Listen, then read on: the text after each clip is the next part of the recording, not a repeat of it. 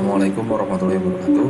Kami dari kelompok 4. Di sini kami akan coba mempresentasikan materi struktur fondasi dalam.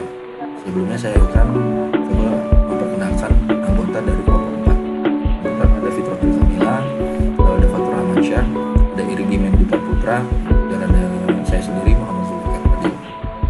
Fondasi dalam.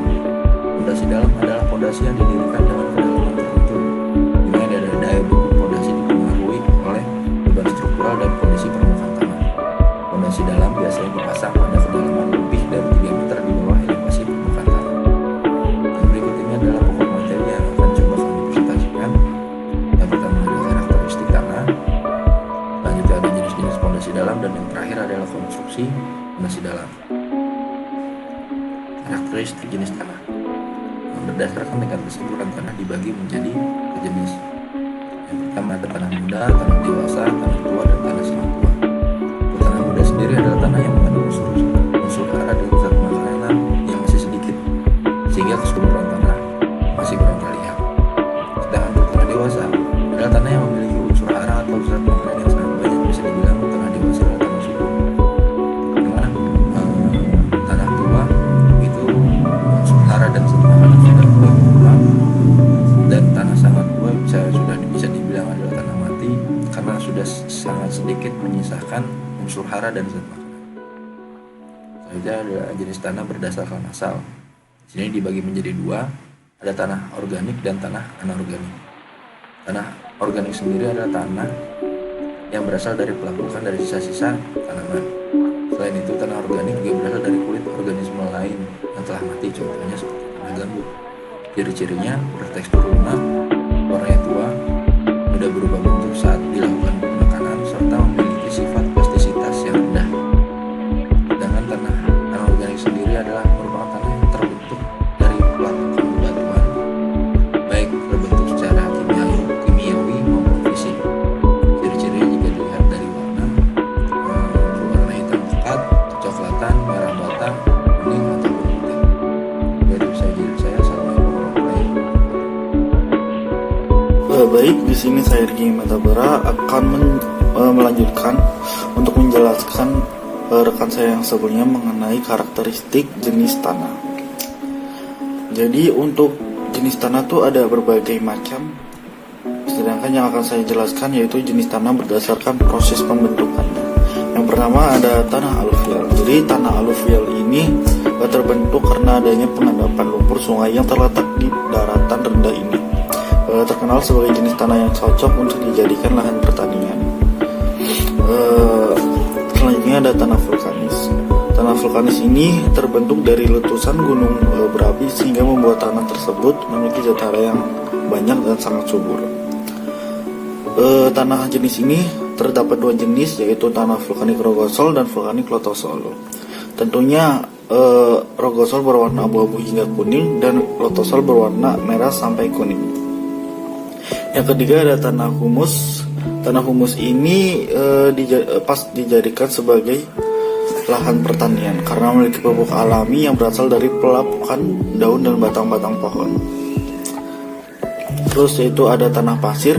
Tanah pasir ini kurang cocok dijadikan lahan pertanian dan perkebunan. Pasalnya tidak dijumpai nutrisi padat kandungan di dalam tanah ini.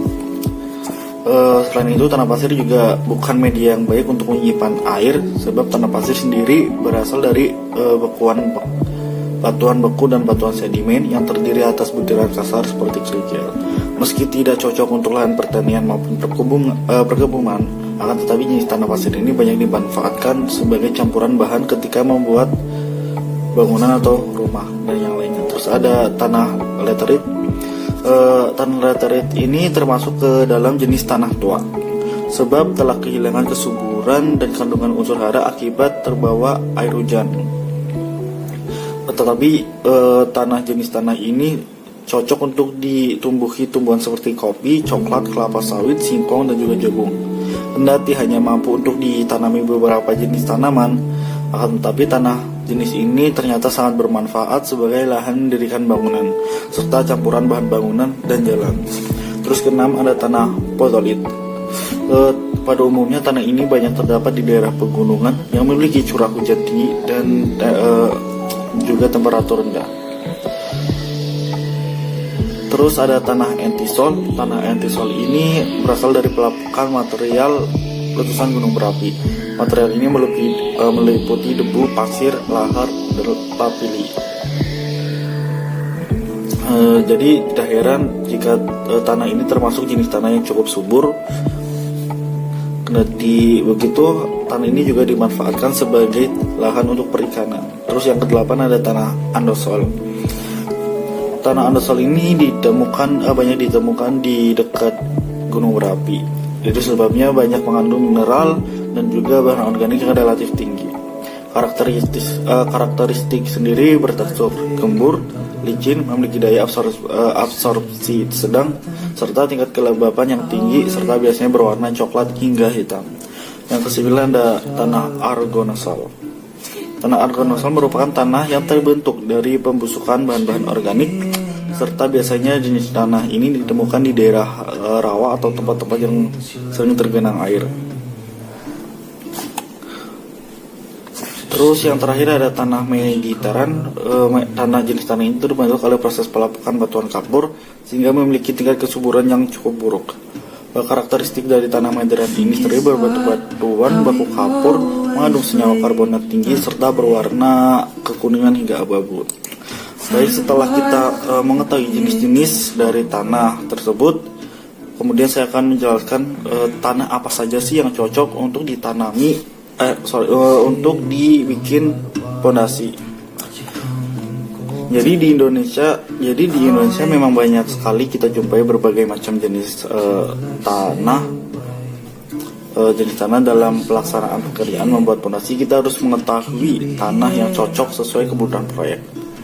Namun perlu diingat, tidak sembarang tanah bisa kita gunakan untuk proses membuat pondasi seperti bore pile ataupun thrust pile. Jadi tanah yang cocok untuk dijadikan pondasi yang pertama ada tanah berpasir, yaitu mempunyai partikel tanah yang berukuran besar. Tanah ini terbentuk dari batuan-batuan beku serta sedimen yang memiliki butiran besar dan kasar yang sering kita sebut dengan kerikil. Terus tanah selanjutnya yaitu ada tanah yang berbatu. Pondasi pada batu tidak perlu dikhawatirkan karena sifat batu yang keras dapat mengikat dan menahan beban bangunan dengan baik. Namun pada batuan berkapur yang terdapat lubang-lubang, stabilitas bangunan harus lebih diperhitungkan lagi karena hal tersebut dapat membahayakan bangunan. Terus tanah selanjutnya ada tanah lanau, merupakan jenis tanah yang terdapat di peralihan antara pasir dan lempeng. Kondisi alam tanah jenis lanau ini ditemukan dalam kondisi longgar dan kurang padat. Terus yaitu tanah terakhir ada tanah timbunan, tanah yang diangkut dari daerah lain ke lokasi pembangunan. Tanah yang akan dijadikan dasar pondasi harus diperiksa terlebih dahulu kapasitas dulunya. Demikian yang dapat saya sampaikan, kurang lebihnya mohon maaf. Materi selanjutnya akan disampaikan oleh teman saya yang lainnya. Terima kasih. Selanjutnya yaitu jenis-jenis pondasi dalam. Menurut diskusi dari kelompok kami, pondasi dalam terdiri dari 3, yaitu yang pertama pondasi tiang pancang atau bisa disebut dengan pile, yang kedua pondasi sumuran atau caisson, yang ketiga yaitu pondasi turak. Pondasi tiang pancang. Pondasi tiang pancang atau pile foundation adalah bagian dari struktur yang digunakan untuk menerima dan mentransfer atau menyalurkan beban dari struktur atas ke tanah penunjang yang terletak pada kedalaman tertentu. Lalu, fungsi dari pondasi tiang pancang itu sendiri yaitu untuk memindahkan atau mentransfer beban-beban dari konstruksi di atasnya. Kemudian, bahan-bahan untuk pondasi tiang pancang dapat disusun dari 3 jenis material. Yang pertama, pondasi tiang pancang bisa dibuat dari kayu, beton, dan juga baja. Penggunaan pondasi tiang pancang sebagai pondasi bangunan apabila tanah yang berada di bawah dasar bangunan tidak mempunyai daya dukung atau bearing kapasitas yang cukup untuk memikul berat bangunan beban yang bekerja pada bangunan tersebut. menurut Sarjono HS 1988. Atau pondasi tiang pancang dapat digunakan apabila tanah yang digunakan mempunyai daya dukung yang tidak cukup untuk memikul berat bangunan dan seluruh beban yang bekerja yang berada pada lapisan yang sangat dalam, atau permukaan tanah yang kedalamannya melebihi dari 8 meter menurut Bowles 1991. Jenis-jenis fondasi tiang pancang berdasarkan kualitas bahannya. Tiang pancang itu dibagi menjadi dua. Yang pertama, fondasi tiang pancang baja. Yang kedua, fondasi tiang pancang beton. Kemudian jenis tiang pancang berdasarkan cara pemasangannya. Cara pemasangan fondasi tiang pancang dibagi menjadi dua. Yang pertama, tiang pancang pracetak. Yang kedua yaitu tiang pancang yang pembuatannya dicor di tempat. Selanjutnya, fondasi sumuran. Fondasi sumuran terbuat dari beton bertulang atau beton pracetak yang umumnya digunakan pada pekerjaan jembatan di Indonesia. Beton ini berbentuk silinder yang berdasarnya beton berdiameter 250 cm, 300 cm, dan 400 cm. Untuk jenis dari fondasi sumuran itu dibagi menjadi dua berdasarkan dari bentuk fondasinya itu sendiri. Yang pertama yaitu circular caisson dan yang kedua yaitu rectangular caisson. Seperti namanya, circular itu fondasi sumuran yang fondasinya berbentuk lingkaran dan rectangular berbentuk persegi 4. Selanjutnya, fondasi turap. Turap adalah konstruksi yang dapat menahan tekanan tanah di sekelilingnya, mencegah terjadinya kelongsoran, dan biasanya terdiri dari dinding turap dan penyangganya. Konstruksi dinding turap terdiri dari beberapa turap yang dipancangkan ke dalam tanah serta membentuk formasi dinding menerus vertikal yang berguna untuk menahan timbunan tanah atau tanah yang berlereng.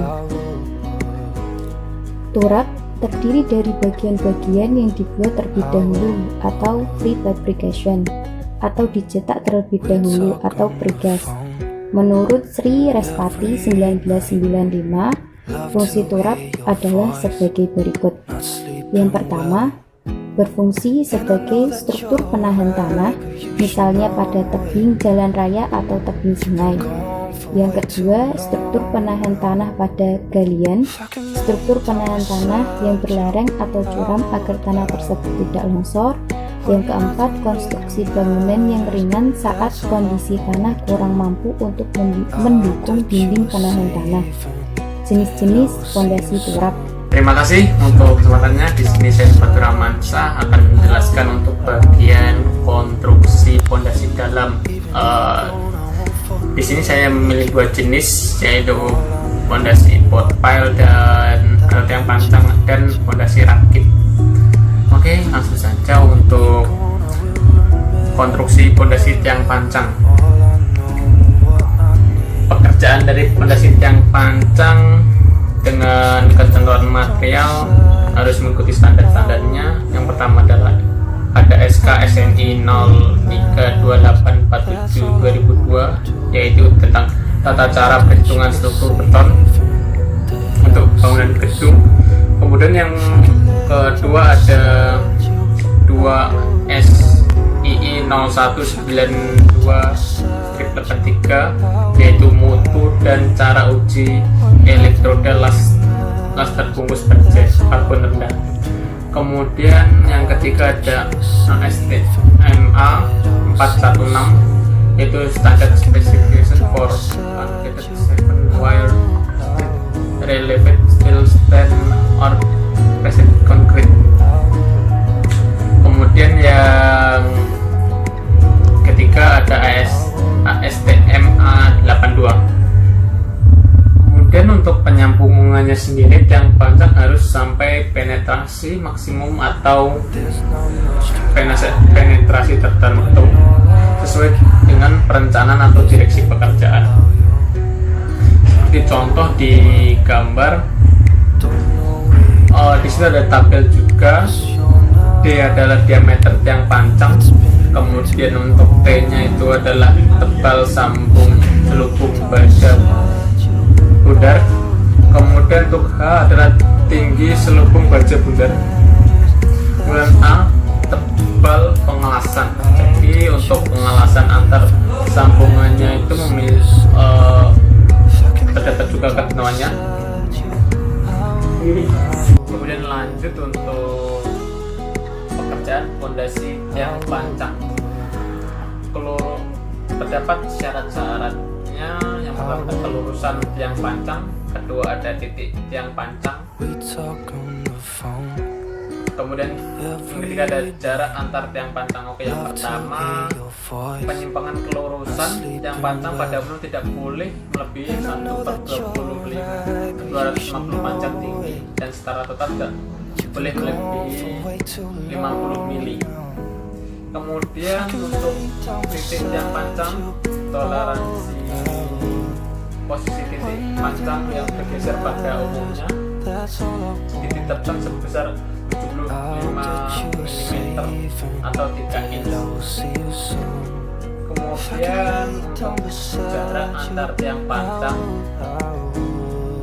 dengan ukuran end bearing tahanan utuh, jarak antar tiang tidak boleh kurang dari 2 kali diameter tiang bundar. Kemudian untuk tiang dengan dukungan tahanan friksi, kedua minimumnya adalah 1 meter. Kemudian next, untuk metode pelaksanaan pondasi tiang pancang, yang pertama adalah metode hammer, kemudian yang kedua adalah ada metode check-in pipe, kemudian yang ketiga adalah metode injeksi. Untuk yang pertama, metode hammer, di mana pemancang tiang pada bagian ujung tiang secara dijatuhkan beban atau dipukul secara berulang sampai maksimum. Kemudian yang check-in pipe adalah menggunakan mesin pancang hidrolik, di mana proses pemancangan tiang memberikan tekanan beban secara statis. Kemudian lanjut ke yang metode injeksi. Cara kerjanya hampir sama dengan bore pile, akan tetapi setelah pengukuran pile atau pancang cuma membuat lubang lalu diberikan tulangan dan dilakukan pengocoran pada tahap berikutnya. Untuk studi kasusnya sendiri, saya memilih untuk Hotel Mercure Makassar. Di sana menggunakan fondasi board pile dengan 2 jenis ukuran. Yang pertama ada 80 cm dan 50 cm.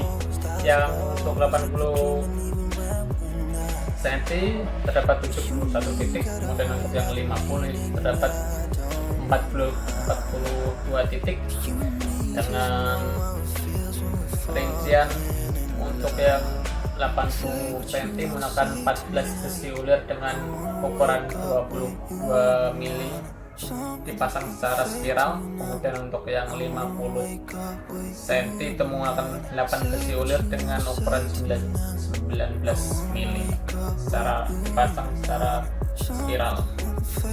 Kemudian lanjut ke konstruksi pondasi rakit.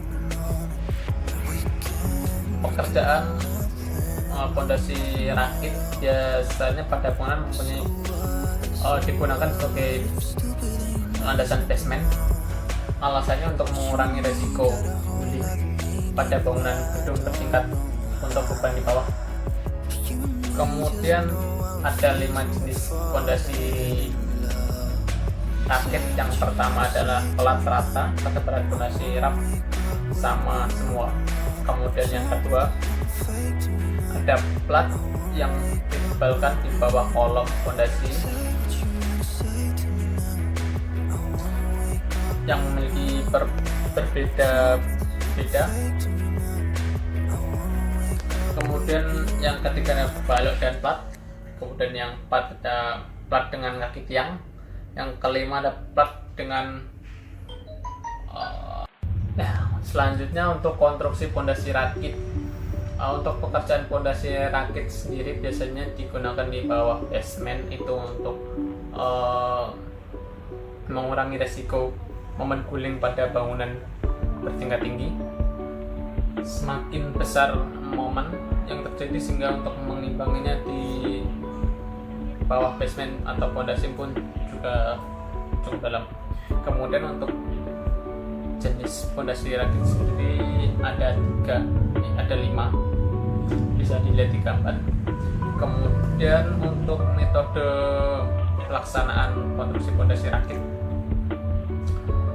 dapat menggunakan alat-alat seperti betana dinding, pagar pembatas, kelengkapan karing, truk mixer, pompa beton, mobil crane, konverter 2/3 soket, kemudian damper, teodolit, penyemprot air, kompresor, paket beton, vibrator. Kemudian ada pun langkah-langkah pengerjaan pondasi raf terbilang lebih simpel karena hanya menggunakan galian basement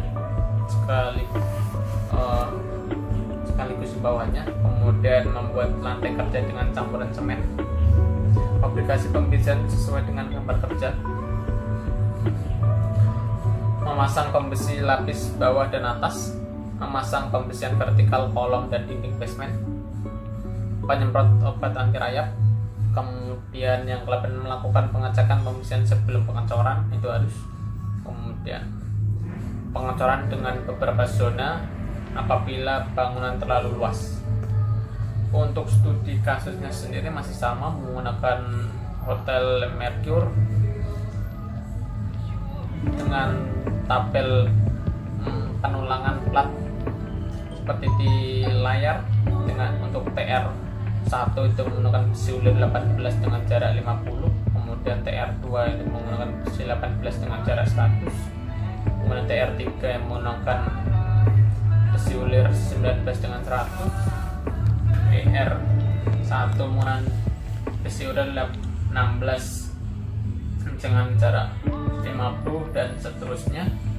Kemudian untuk slide selanjutnya juga sama, terjadi pembagian zona untuk karena pengecoran terlalu luas. Oke, terima kasih untuk presentasi kali ini, kurang lebihnya mohon maaf. Assalamualaikum warahmatullahi wabarakatuh.